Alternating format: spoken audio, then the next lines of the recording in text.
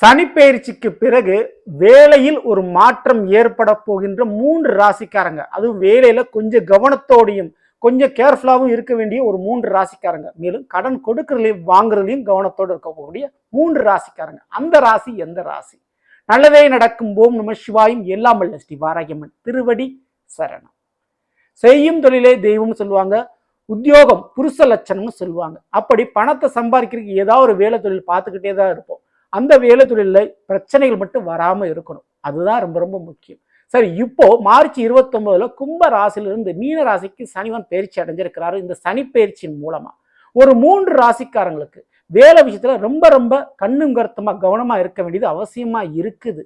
So அதுல முதல்ல வரக்கூடிய ஒரு ராசின்னு பார்த்தா மேச ராசியில பிறந்தவங்க கண்டிப்பா வேலை விஷயத்துல கண்டிப்பா கவனம் தேவை. கோபத்தையும் வேகத்தையும் கொஞ்சம் குறைச்சிக்கிறது நல்லது. கடன் கொடுக்கறதையும் வாங்குறதையும் தவிர்க்கிறது ரொம்ப ரொம்ப நல்லது இந்த ஒரு நேரத்தில்.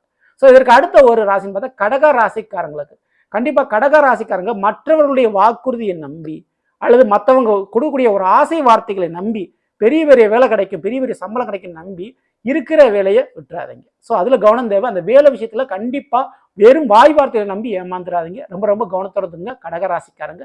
கடன் விஷயத்திலையும் பண விஷயத்திலையும் அப்படித்தாங்க.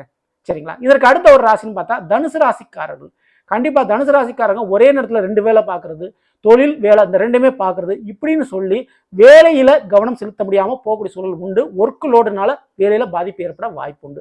ஸோ எப்பவுமே இந்த 3 ராசிக்காரங்க இந்த சனிப்பெயர்ச்சியின் மூலமா மேசம் கடகம் தனுசு இந்த 3 ராசிக்காரங்க கண்ணு கருத்தமா கவனமா இருக்க வேண்டிய அவசியம். காசு பண விஷயத்திலும் கடன் கொடுத்தாலும் சரி வாங்கினாலும் சரி கவனத்தோட இருங்க அடுத்த 2.5 வருஷத்துக்கு. சரிங்களா?